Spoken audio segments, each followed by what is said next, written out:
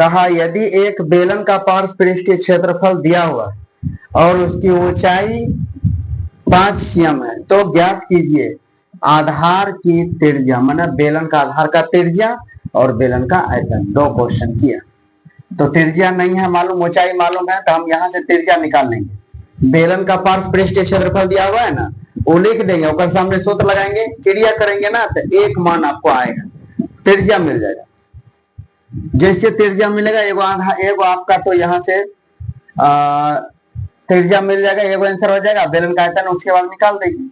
तो 1 नंबर का क्वेश्चन हम कर रहे हैं, कहेंगे बेलन का पार्श्व पृष्ठीय क्षेत्रफल बराबर 94.2 है। बेलन का पार्श्व पृष्ठीय क्षेत्रफल 2πr/h होता है। अच्छा, h भी मालूम है, लिख दीजिए, h मालूम है, कहते हैं h बराबर मालूम है 5 cm, ठीक है। वो भी चलिए, ये 94.2 हो गया।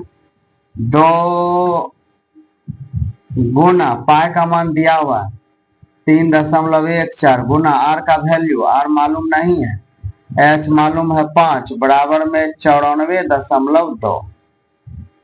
अब ये पॉइंट को उड़ाएंगे ना, तो यहाँ 2 को 0 होगा, ये पॉइंट को उड़ाएंगे तो 1 0 होगा, 1 0 से 1 0 कट जाएगा, 5 दूना 10 कटेगा, 2 से 2 कट गया, 3 तिया 9 14 तिया 42, 3 बार में ये भी कट जाएगा। इसीलिए r मेरा आ गया कहता 3 cm। एक आंसर तो हो गया, आधार का त्रिज्या।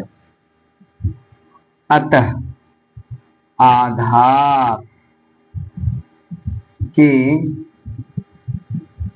त्रिज्या बराबर 3 cm। एक आंसर तो हो गया, ठीक है। इसी में हमको मांगा क्या चीज, फिर मांगा हमको बेलन का आयतन। बेलन का आयतन, बेलन का आयतन मांगा, बेलन का आयतन। दूसरा क्वेश्चन, बेलन का आयतन बराबर, तो πr² होता है। पाई का मान 3.14 गुना r का मान 3 गुना h है 5। इस पॉइंट को उड़ाइएगा तो 2 को 0 होगा। हमको लगता है कि गुने कर दें, 3 तिया 9 हो गया, 9 चौक 36 के 6 बाकी 3 हो गया,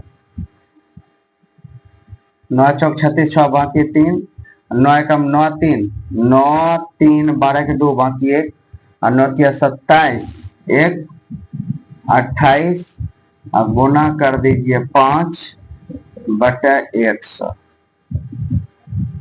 5 से 6 बजे 30 के 0 बाकी 3, 5 दूना 10, 3 तेरह 3 बाकी 1, 8 5 40, 1 41 के 1 बाकी 4, और 5 दूना 10 4 14। ध्यान से देख लीजिए, 6 5 30 के 0 बाकी 3, 5 दूना 10, 3 तेरह 3 बाकी 1, 8 5 40 1 41 के 1 बाकी 4, और 5 दूना 10 4 14। क्या अंक के बाद, 2 अंक के बाद पॉइंट बैठा दीजिए। इतना हो जाएगा क्या चीज, सेंटीमीटर क्यूब आयतन। Thank you.